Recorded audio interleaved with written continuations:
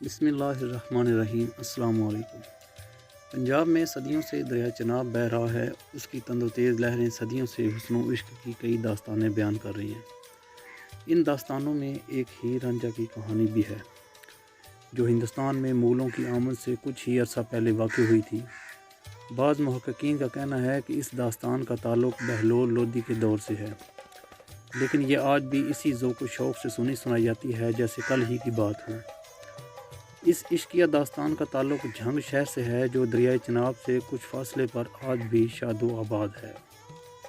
ہو سکتا ہے ماضی میں یہ دریا اس کے قریب سے ہی گزرتا ہو، کیونکہ دریاؤں کا اپنا راستہ تبدیل کرنا تاریخ کا حصہ ہے۔ کہا جاتا ہے کہ یہ شہر کسی زمانے میں ایک قصبہ تھا جہاں سیال قوم کے لوگ آباد تھے، جن کا سردار مہر چوچک تھا، جو اس قصبے کا چودھری تھا، اور اس کہانی کی ہیروئن اسی کی لاڈلی بیٹی تھی، جو آج بھی ان گنت دھڑکتے دلوں میں زندہ ہے۔ سیالوں کی اسی جھنگ میں ہیر اور رانجھے کی عشق کی داستان کا آغاز ہوا۔ یہیں پر ان کی محبت پروان چڑھی اور پھر یہیں پر اس کا المیہ انجام بھی ہوا۔ تاہم اس داستان کی ابتدا ضلع سرگودا کے علاقہ سے ہوئی۔ تخت ہزارہ ضلع سرگودا میں واقع ایک قصبہ تھا، جس کا چودھری یا مکھیا معظم تھا، جو موجو چودھری کے نام سے معروف و مشہور تھا۔ یہ ایک بڑا زمیندار تھا اور معزز شخصیت کا مالک تھا، جو ذات کا رانجھا جاٹ تھا۔ اس کے 8 بیٹے تھے، جن میں سب سے چھوٹا دھیدو تھا، جو تاریخ میں ذات کے حوالے سے رانجھا کے نام سے جانا جاتا ہے۔ رانجھے کے تمام بھائی شادی شدہ تھے، لیکن یہ ابھی کنوارا تھا۔ ایک تو یہ کہ ابھی اس کی شادی نہیں ہوئی تھی، پھر یہ کہ باپ کے بڑھاپے کی اولاد تھی، اور اس پر مزید یہ کہ اپنے بھائیوں میں چھوٹا ہونے کے ناطے انتہائی خوبصورت بھی تھا۔ اس لیے موجو چودھری اس کو بہت چاہتا تھا۔ اس کی پرورش بڑے لاڈ پیار میں ہوئی تھی، اسی وجہ سے وہ اپنے بھائیوں کی طرح کھیتی باڑی کے کام کاج میں بالکل دلچسپی نہ لیتا تھا۔ حقیقت یہ تھی کہ اس نے کھیتی باڑی کا کام سیکھا ہی نہ تھا۔ وہ نہ ہل چلانا جانتا تھا اور نہ بوائی کٹائی کے طریقوں سے واقف تھا۔ بس اسے تو ایک ہی کام آتا تھا کہ ہر وقت بانسری بجانے میں مست رہنا۔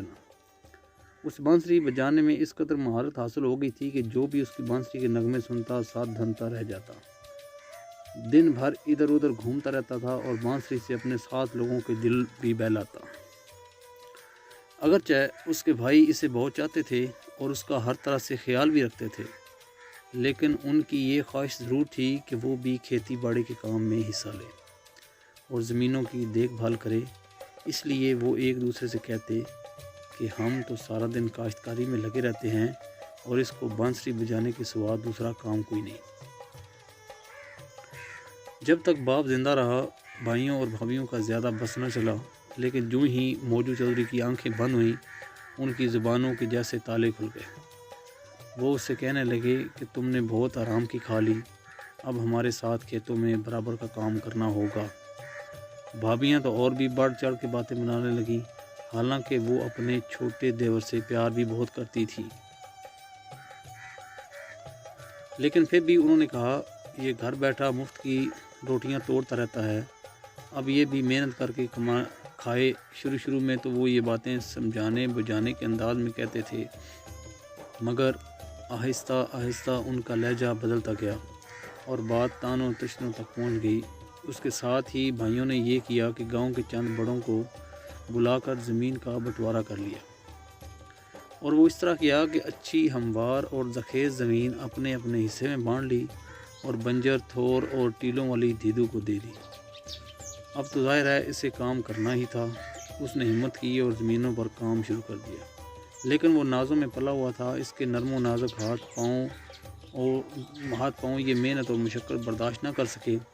کھیتوں میں ہل چلانے، ڈھور ڈنگروں کو سنبھالنے اور کھیتی باڑی کا دوسرا کام کرنے سے اس کے ہاتھ پاؤں میں چھالے پڑ گئے اور پاؤں سوج گئے۔ دوسری قسط انشاءاللہ کل۔ السلام علیکم۔